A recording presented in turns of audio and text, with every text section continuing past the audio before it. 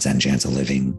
I had 34 surgeries, completely crushed my throat, my esophagus, my trachea, my vocal cords, all of that. And that was years of physical recovery. And then probably another 10 years of kind of mental and emotional recovery. But I'm glad that I went through it because I've had a completely different perspective on life from what I've seen, the perspective that I have. If some people can struggle to have it because they just haven't been on the brink of death like I have, to have that appreciation. It's been a crazy journey, but I wouldn't change it for a second because I've learned a ton along the way.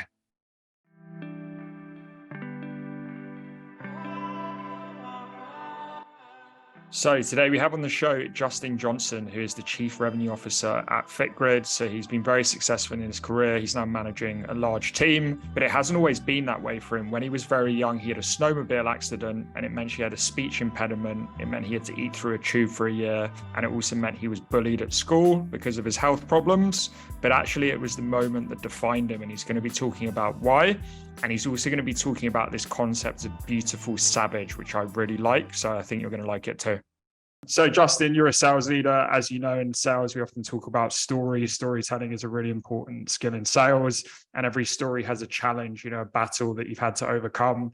So I wanted to start with a tough question for you. First question, what's some of the big challenges you've had in your life that have been a big part of your story?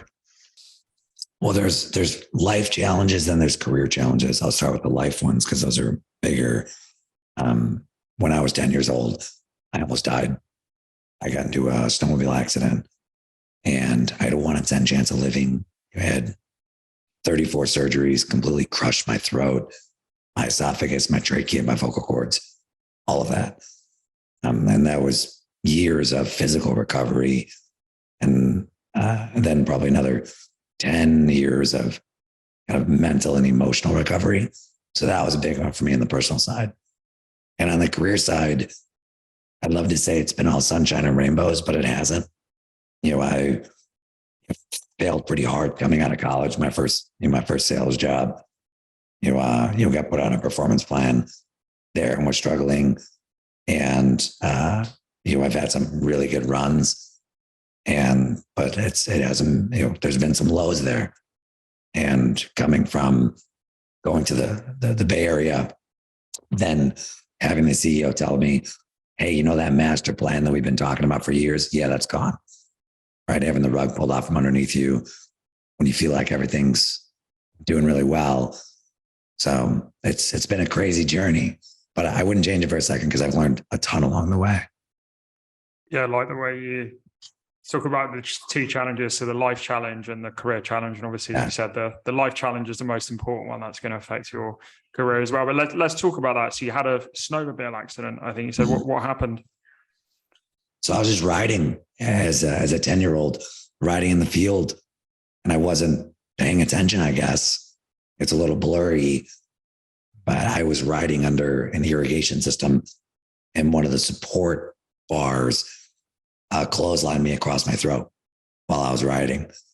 And I was going about 50 miles an hour when it hit me in the throat. And then it just crushed everything. So luckily enough, I was riding with my cousin. My cousin put me on the back of his snowmobile, brought me back to the house. My family called an ambulance, but they quickly realized that there wasn't enough time for an ambulance to get there because we were in the middle of nowhere, Wisconsin. And so they drove me to the hospital. By the time I got to the hospital, I was unconscious because I couldn't breathe. And then they medevaced me. They did an emergency trach. So they put a hole in my throat to buy some time. Then they put me in a helicopter, flew me to another hospital. And that's where the whole journey started.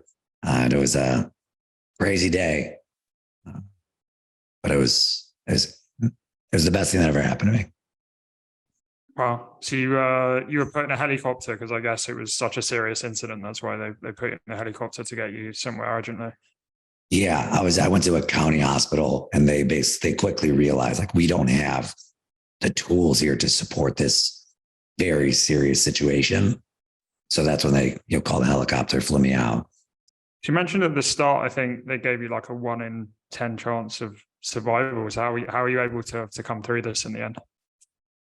I mean, I'd love to say it was all pure, sheer will and grit, but I got lucky and I had some great doctors and nurses that acted really quickly and saved my life. That combined with my family jumping on the situation and getting me to the hospital as fast as they possibly could.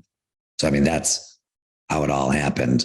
I don't want to take credit for me surviving that at all. So, yeah, no, of course. So, okay, so you had this incident, and you mentioned like a career challenge that happened later. What happened in the bit in between? So, obviously, you survived this accident. You had some big health consequences that came of that. What happened in between that period? Yeah, I would say, because I was 10 years old. So I'm going into middle school, going into high school, and kids can be cruel, as you can imagine. So as you can hear, I have a very scratchy throat. I'm also a very heavy breather. I had a feeding tube for a year because I couldn't eat. My vocal cords don't work. They're paralyzed. That's why I have this voice. So, I was definitely bullied a little bit, growing up. And as much as I just tried to be normal, every time I was bullied or someone said something about my voice, it just reminded me that I'm never going to be quote unquote normal again, which is all I wanted to be. So that was a challenge that I dealt with for probably about 15 years. So I really got comfortable in my own skin with this, new identity. And that was a challenge, from middle school, high school, college. It wasn't until I worked through some professional career failures and came out on top that I basically had the confidence to take ownership of my new identity and stop hiding from who I am, because I was chasing this normal. So it was a long time, for me to get really comfortable in my own skin. But I'm glad that I went through it, because I have a completely different perspective on life. And from what I've seen, the perspective that I have, some people can struggle to have it because they just haven't been on the brink of death like I have, to have that appreciation. So it's definitely a long journey though. Interesting.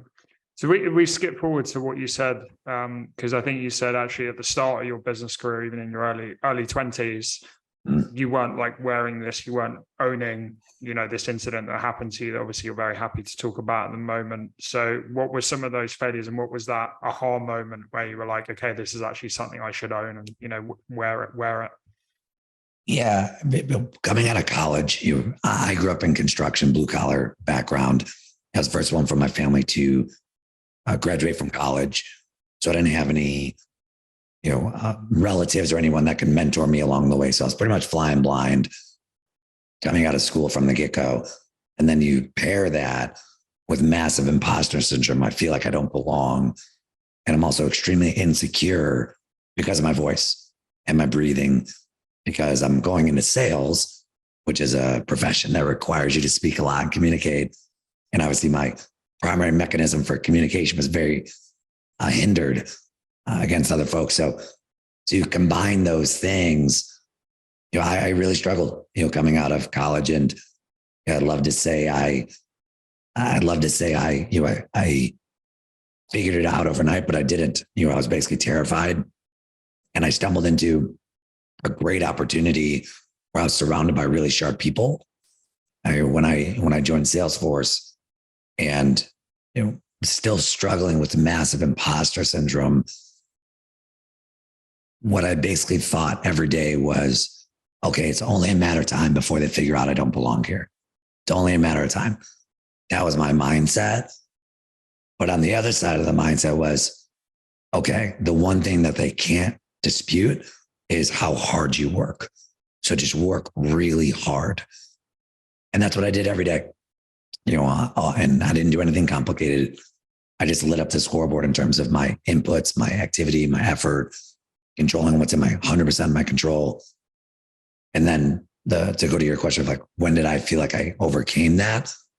It was when I was named the #1 rep in the company. So I was like number one of like 65 at the time for my role. I was in business development, and going through that really helped me really realize like, okay, I feel like I have a good grasp of this formula. Doesn't mean I have it all figured out, but I have a good sense of what it takes to be successful in this world. And it's always rooted in work ethic. And if I just have a really great work ethic, the other things, the other skills are going to come. So that's how that formula was, how I figured it out. But it wasn't easy. And it was filled with a lot of uncertainty, imposter syndrome, insecurity. But I think it's helped make me who I am.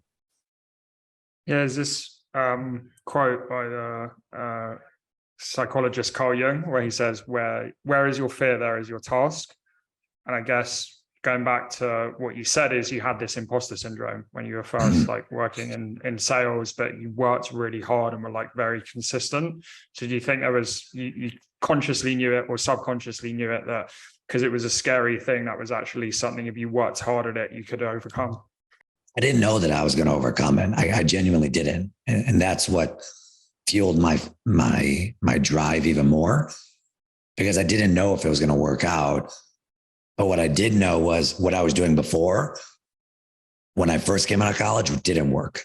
And what I did before was, I wasn't the hardest working person in the room. I just wasn't. I'm not going to try to pretend like I was. So what I knew for certain was that formula didn't work. So that formula is dead and gone.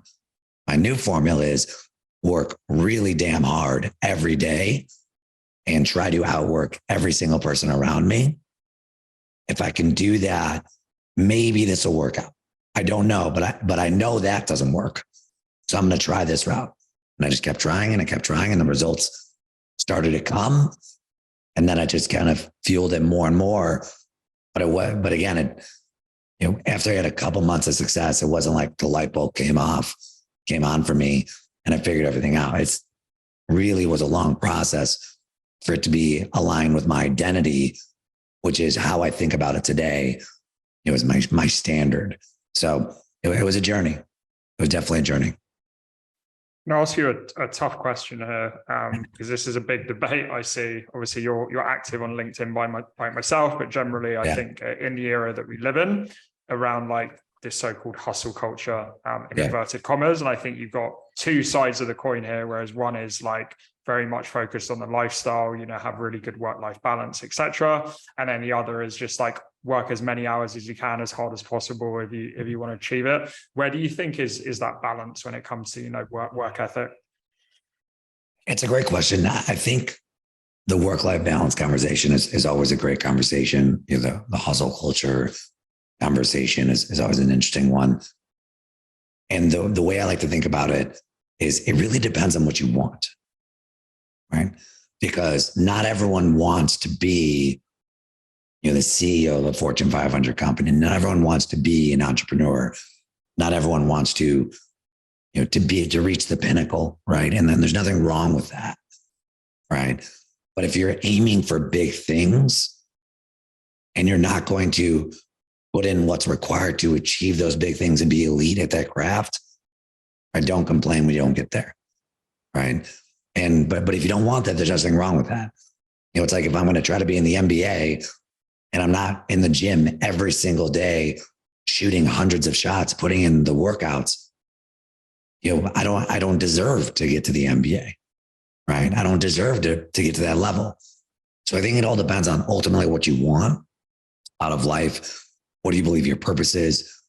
Bigger picture, and really think long-term, because that's one of the things that I took away from my accident is really having a clear mission in life. And I'm happy to chat about that if you like. And that, that's really what has made it easy for me to run really hard every day, because I am in alignment. But that's me. I'm not everybody. And the world needs variety. But I will say I do struggle with the concept of people that aren't willing to put in the work every day and expect the results that come with putting in the work every day. So. Yeah, I think it's interesting, as you said, different personalities and the variety that we have. And I'd like to come back onto that later when we talk about currently, obviously you're a leader managing a big team, but I wanted to come back onto what you said around like mission. So like, Mhm. what is your mission at the moment?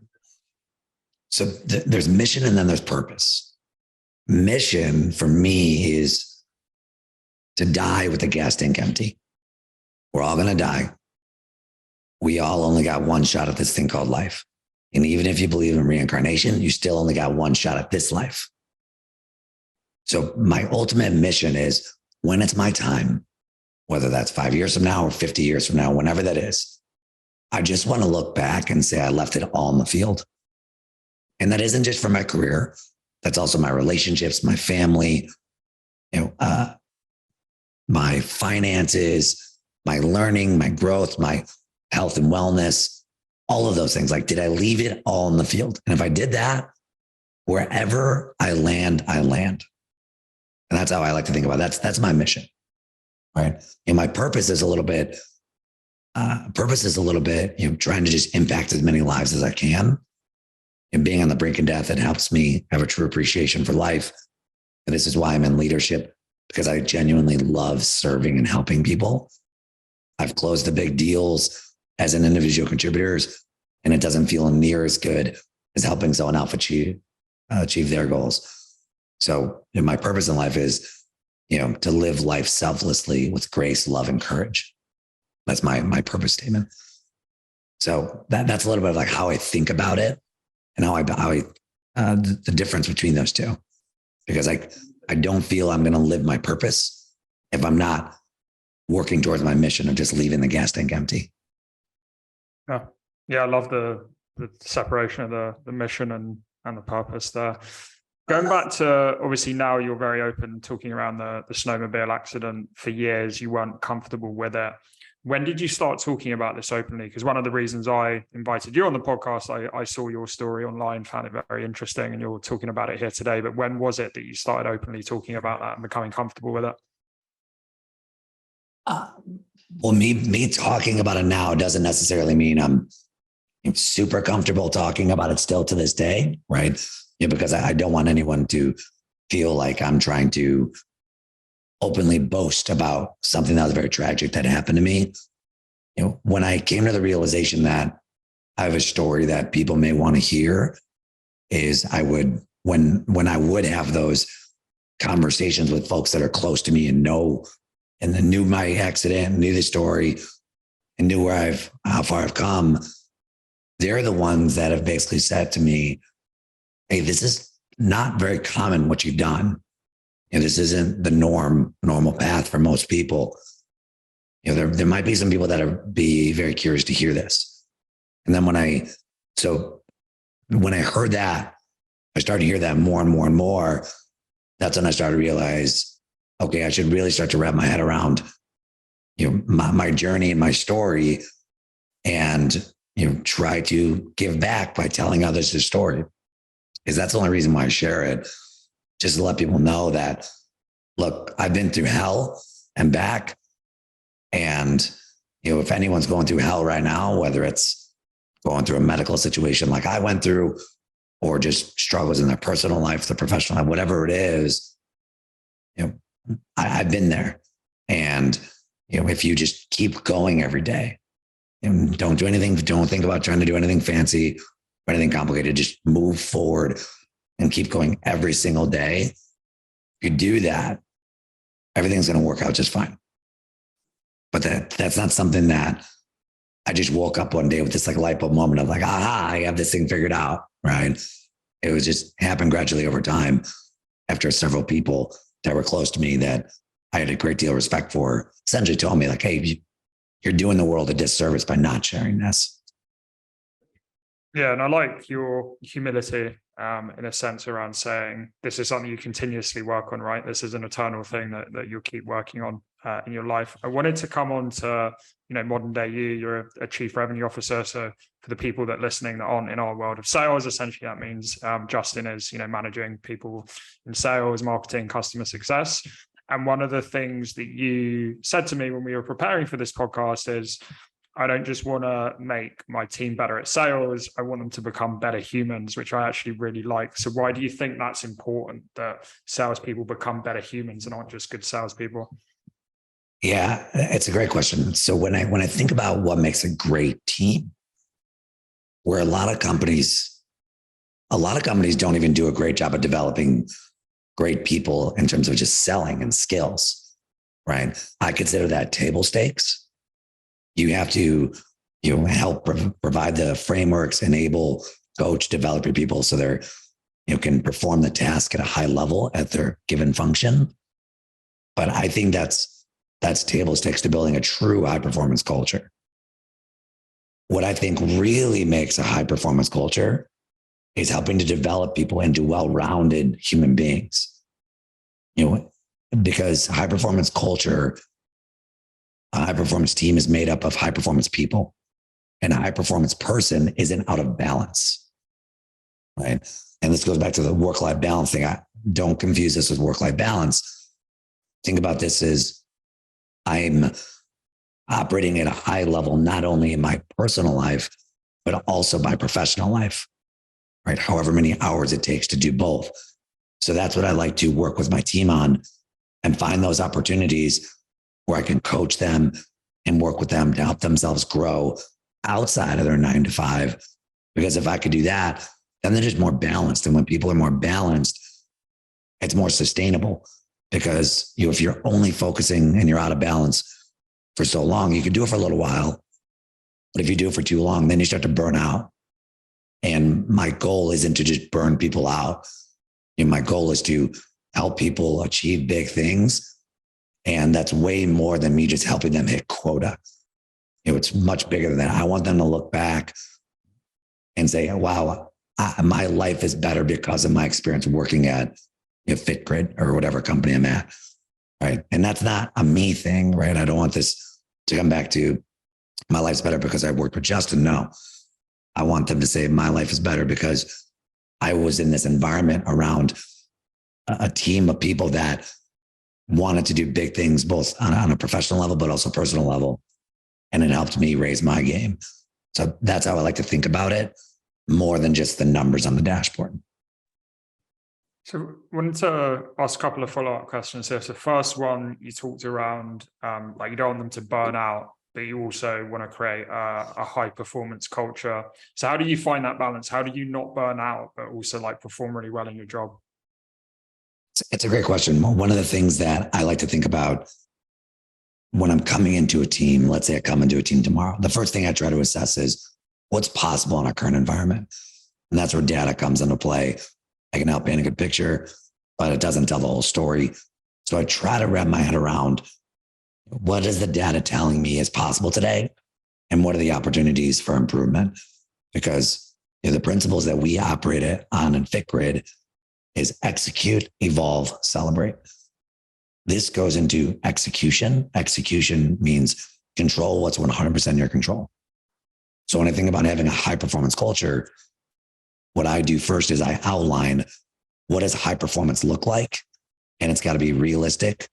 It's got to be it's got to stretch the people, but it's got to be attainable, right? If your team is, let's say, C-level skill, and you hold them to A-level standards day one, you might run into a problem unless you're intentionally trying to just turn over the team, right? So I like to think about how can I incrementally stretch the team and outline what's possible, because I never want someone to feel like I put a goal in place, or my leadership team puts a goal in place that isn't attainable.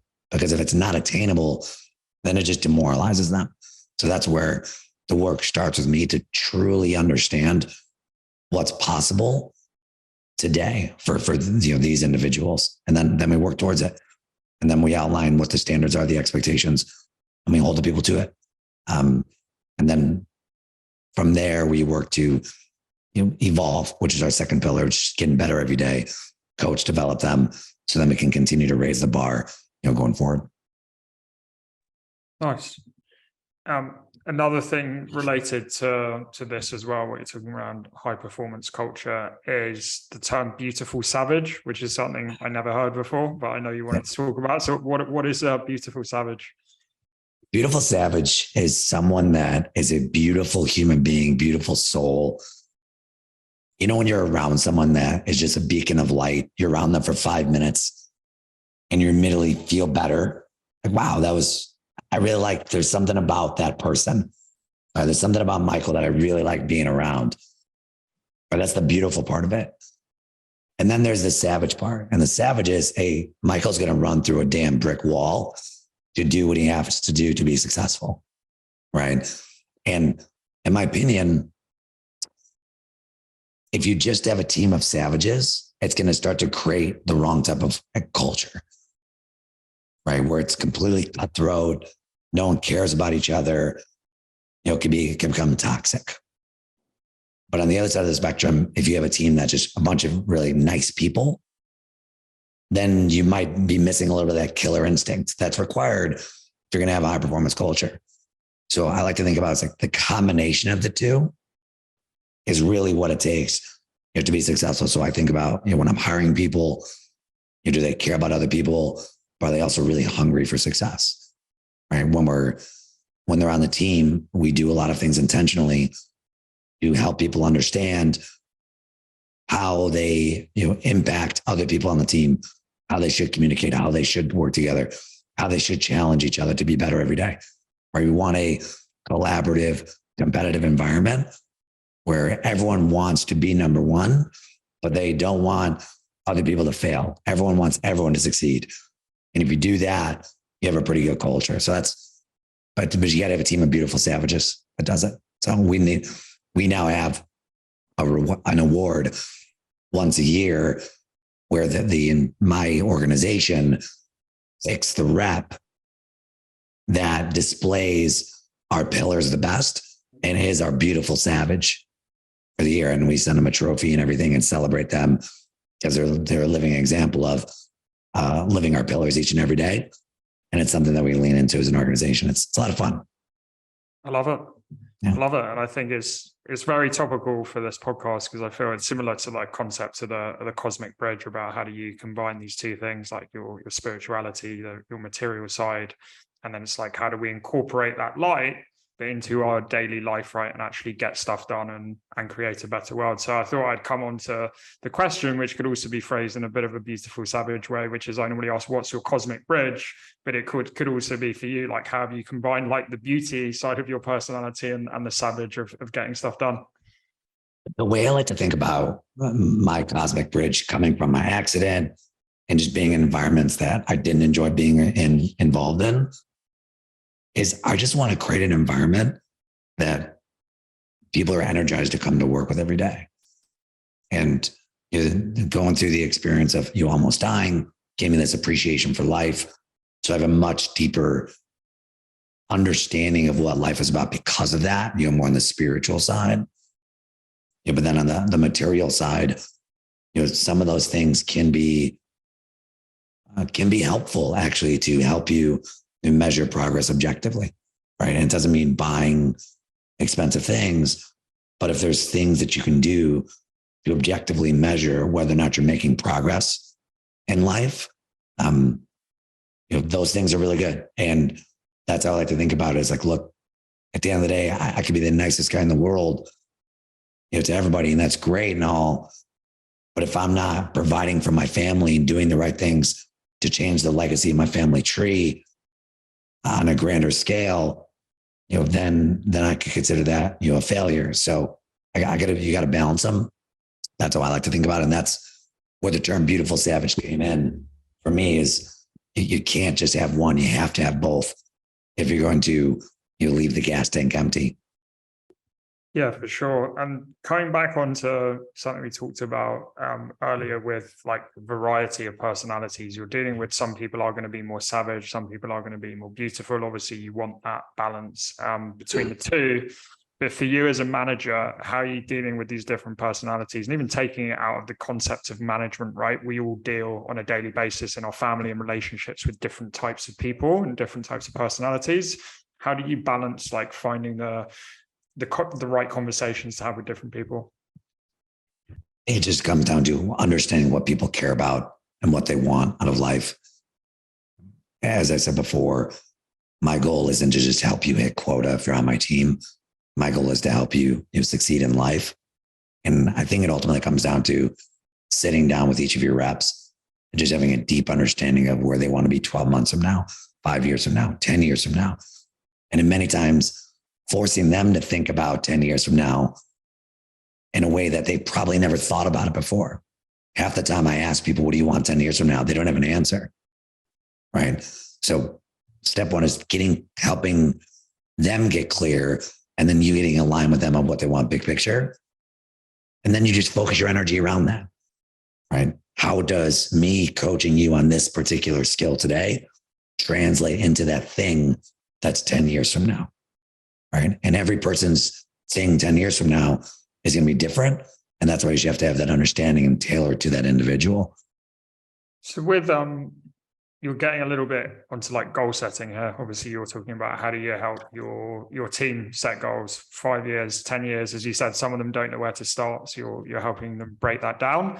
But I know you wrote an article on this recently about goal setting, and you have a little bit of a different approach. So how do you say there's someone out there listening to this podcast at the moment and they're thinking, okay, I want to set goals for my career or relationships or whatever it is. How do you recommend they go about that? First thing is get out of your environment. And here's what I mean by this. Every year, me and my wife, we do a weekend getaway. It doesn't have to be a weekend getaway. You can go to a Starbucks for a day, or whatever it is, wherever you normally work and wherever you normally spend time in your house, don't go there.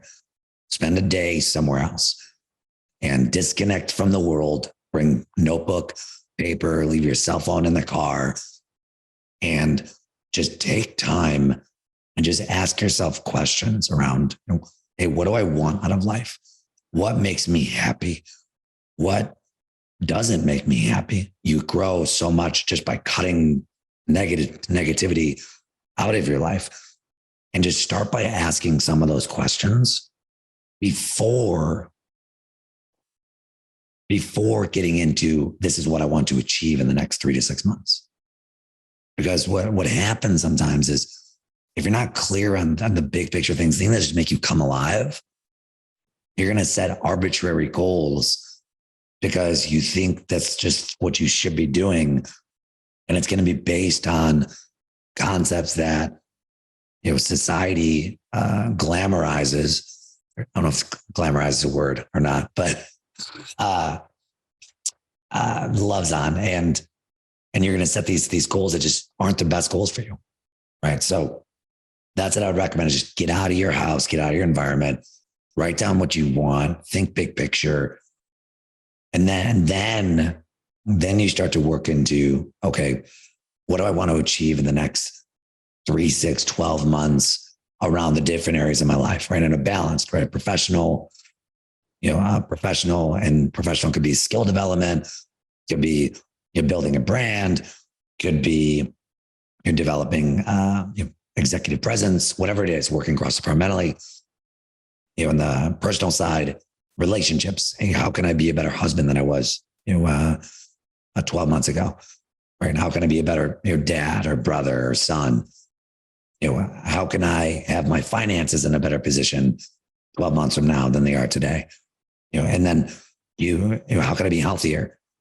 And then once you outline what you want, then what you do, the final step is just outline what needs to happen every day and every week for you to get there. And then you just track your progress on an ongoing basis, because it just comes down to what your rituals are. If your rituals every day are in alignment with your goals, and your goals are in alignment with your purpose, your vision, your mission, if those things are in alignment, then you just have energy for days and you can run laps around people. That's my biggest piece of advice. Yeah, I love the fact you get away, as you said, away from like social media, away from your daily habits, and you do this exercise with your wife. How did you come up with that? When did you start doing this? We started about 7, 8 years ago. I was introduced to some of these concepts just from some conferences and stuff that I went to. And it wasn't outlined exactly in this way. But what I just realized through the experience is me not being in my home environment made it easier for me to think in a way that I don't normally think. So that's when the wheels started turning around it. And then it evolved to me and my wife, we would go into the office for a day on a weekend and just sit in a conference room, and we would go on the whiteboard and outline, hey, what did we do well this year? What are we trying to get better at next year? Or that was the next phase of it. And then we said, okay, we really enjoy doing this. Let's make a weekend out of this. Let's get away for a weekend. So it doesn't need to be anything fancy, just something where, we spend one night celebrating. Because that's one of the things that we learned over the years is we didn't spend enough time recognizing how much progress we've made, and everything was about more and more and more. So we spend one night, just go to a nice dinner and just talk about the year and just force ourselves to go through the different areas of our life and celebrate the progress that we made. And then the next day we outline what do we want the next 12 months to look like? And we collaborate on that together. And then by the end of the day, we have everything documented, written out in a visual sense so that we can reference it on an ongoing basis. But that's how it is today. It evolved. So I'm not saying do a whole weekend getaway like we do right now, but it could be as simple as just going into the office on a Saturday or getting a WeWork for a couple hours. You'd be really surprised by just getting out of your normal environment, how that can get the wheels turning in a way that they normally don't. Yeah, I love it. So something I wanted to come onto here and playing devil's advocate is, a lot of people set New Year's resolutions. So like you're talking about people have, 12-month plan, 5-year plan, 10-year plan, and then they don't stick to it. How do you hold yourself accountable? And I guess, how do you and your wife hold yourselves accountable with these goals? It comes down to systems. So I'll tell you a couple of stats. People that write down their goals versus ones that don't, it's a 65% increase in likelihood of them achieving their goals. So that's number one. So write down your goals. Number two, if you join a peer group where there's a group of people, it could be a mastermind, whatever you want to call it. If you have a group of people that you share your goals with and meet regularly with, could be once a week, could be once a month, could be once a day for 15 minutes. If you do this, it's a 95% increase in the chances of you achieve your goals. So I don't always want to meet with my accountability group, but that's what I need, not what I want. So I tell you, put the systems in place to hold yourself accountable, even when you don't. Right over my shoulder, I have a chalkboard. And every week I write down, how many times last week did I do each of the habits, that I have. So I have that visual reminder, every single week, right? That's something I do for myself, but writing down your goals, sharing them publicly, and meeting regularly with other folks that are also trying to achieve goals. Doesn't have to be the same goals. Those are the types of systems that I have found to be really effective to hold myself to that standard on an ongoing basis, because as you know, New Year's resolutions come and go, and many times they're set for the wrong reasons. So think about what the right reasons are for setting goals, then put the systems in place to support you doing the right things every single day to achieve those goals. And your chances of success are going to be significantly higher. Yeah, I love the writing down, and those stats you said are very powerful as well. Wanted to ask you one last question. So this is a question I often ask a lot, which is, what advice would you give to your younger self? So let's say maybe you're 12 years old, the accident happened to you a couple of years ago. What advice would you give to that, Justin? You're going to be just fine, kid. I swear it's going to work out. If I got that message from myself today, I would have had a much more enjoyable upbringing.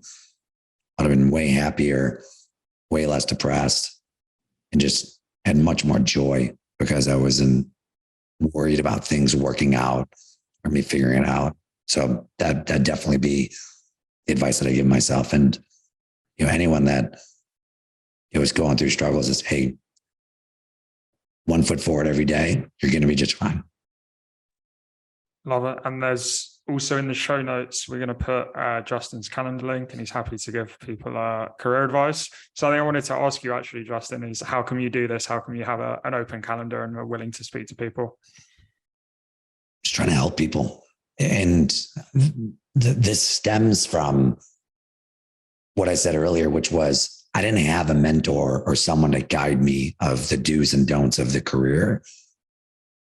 So all I'm trying to be is the person that I would have wanted when I first started in my career. So if I can meet with a couple people on a regular basis and just give them the good, the bad, the ugly of the situation that they're in and help them objectively move forward and help them learn from my mistakes, because Lord knows I've made a lot of them. Right? If I do that, then I'm just being the person that I would have wanted early in my career. So that's what it comes down to. Just, it doesn't cost you anything to be nice to people and help people.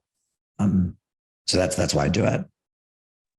Great way to end the show. So yeah, we'll put a link to your calendar, LinkedIn. Is there anywhere else you want to send anyone who's listening? Yeah, check out my LinkedIn, shoot me a note, justin@fitgrid.com if you want to chat. But as Michael said, if people want to book some time on the calendar, talk shop, talk career advice, you're happy to meet with folks. Yeah. Awesome. Thanks for having me on. Thank you. Yeah, thanks a lot, Justin. It's been a great chat. Couple of really good takeaways from the podcast today with Justin. One is, if we're leading a team or managing a team, don't just think, how can we make them better in their job? How can we make them better humans? That's really important. And then beautiful savage. It's how can we, hustle really hard, work hard, but then also be beautiful human beings? Because sometimes we go too far in the other direction, and there's very few people that combine both. So I think if we can combine both of those qualities, we can do really well in life.